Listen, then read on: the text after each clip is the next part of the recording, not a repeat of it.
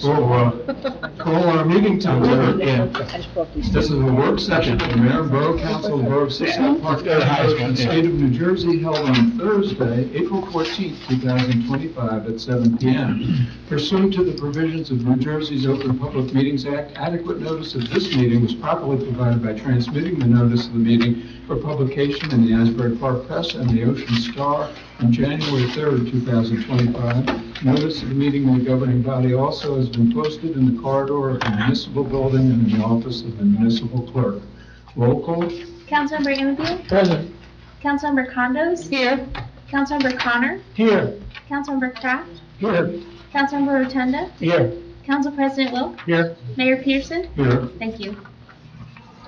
The first item for discussion is a follow-up on amending the Lightning Emergency Action Plan that's listed for consideration, as well as Resolution 225-156 on this evening's regular meeting.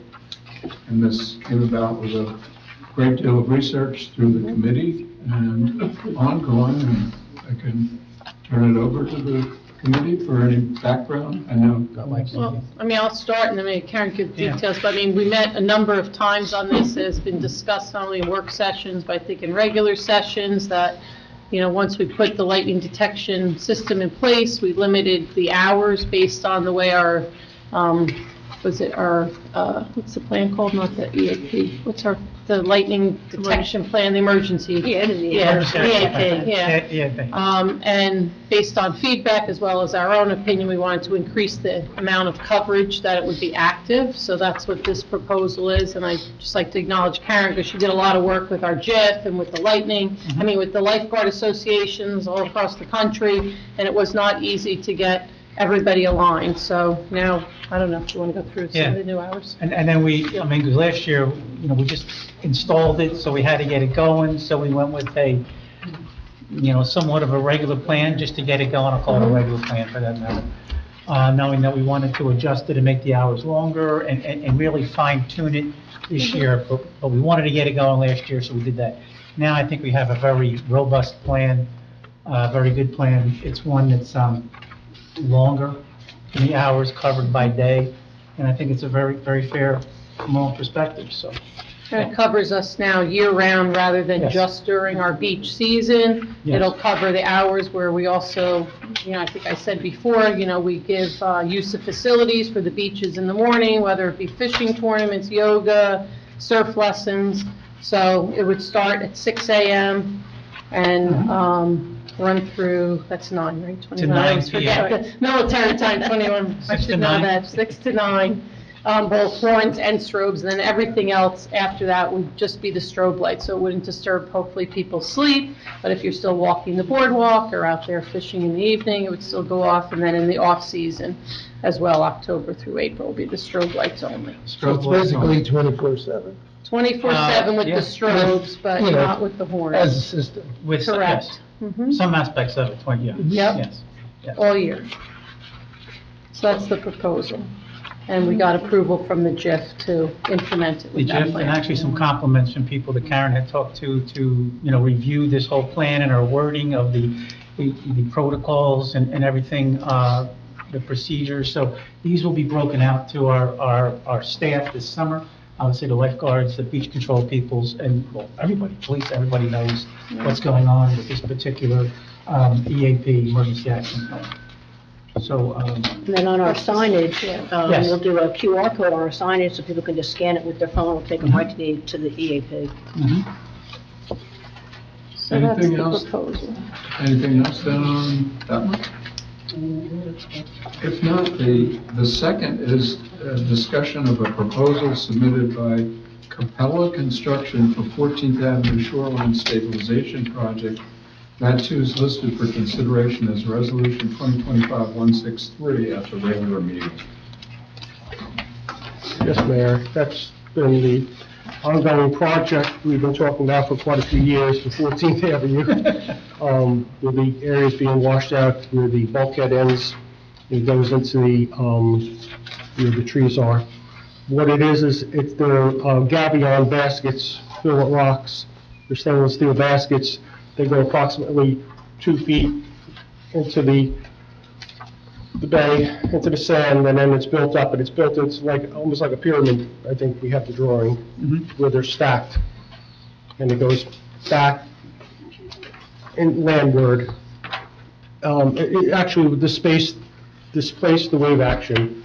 It's not really a hard surface like a bulkhead would be.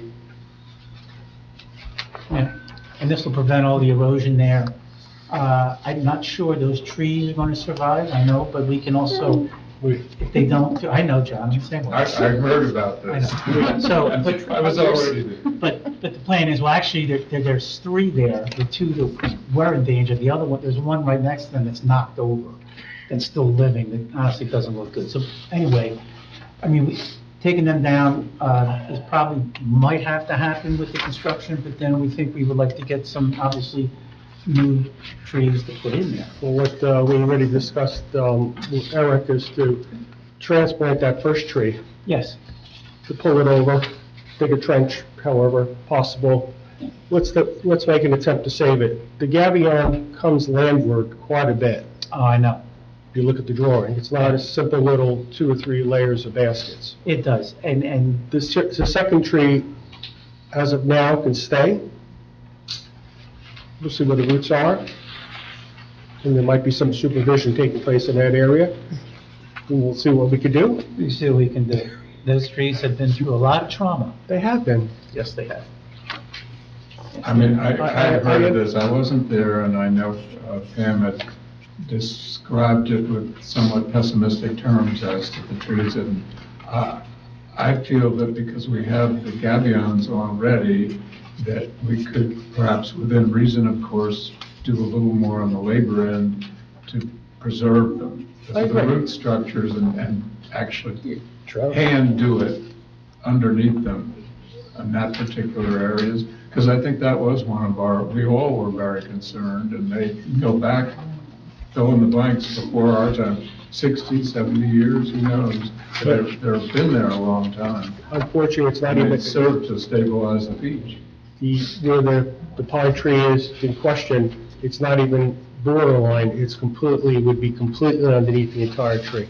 That's how far out the gabions go. So if we can dig a trench and slide the tree over, I think would be our best bet. If we can do that, then that will work. Well, that's the hope. Yeah, it's the hope. Says the master gardener. Hope. Sometimes hope's not a strategy, but, you know, we can see, yeah. And I mean, I think it's a good compromise. you have to compromise. We'll do our darndest to save those trees.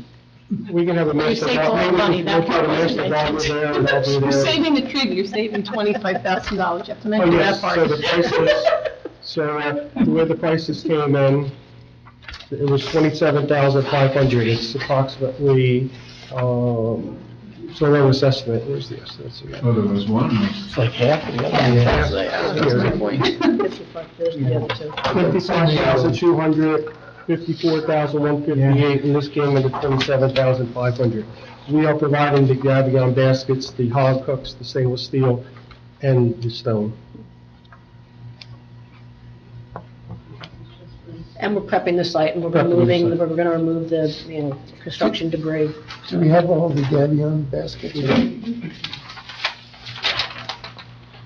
That's good.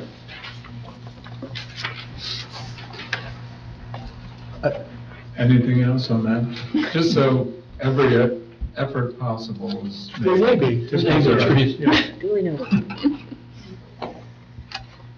Those were the two main items that we had that came up through the committee and all the research that has gone on. Anyone else with work session items? No. And if not, we'll go into the audience. If there's any public comments on the work session items, if anyone has them, they could give their name and address in the record. Edie? Edie Plain, 48 11th Avenue.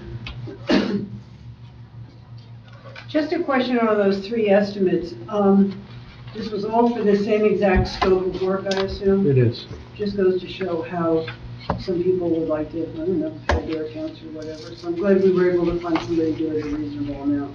And the project timeframe would be, not to cut you off, It's okay. we're mobilized within 2 weeks and anticipated the work to take approximately 4 days. So it's going to be a short-lived project. They really want to look for a window of pretty low tides. That's what's going to help them get those first 2 layers of gabions in. My other question has to do with the lighting system. Has there been any thought given to the bay side of town, since there's water there and lightning and thunder can obviously, has to actually travel over the bay in most cases, I think. Because I don't know, those sounders, will they reach the bay? Well, I can tell you from experience, I live on the bay, and when the one on O Street goes off, I can hear it. And I can hear the one on D Street, no problem. Do you think, maybe you want to think about putting a strobe over on the bay for after hours? Look into Look the cost into of it. another Look into pole. it, yeah. Just a thought. Thanks. Any other comments on work session items? Hearing none, yes, Mike?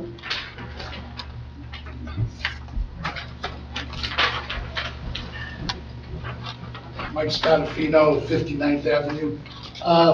On this lightning emergency action plan, I actually want to congratulate you.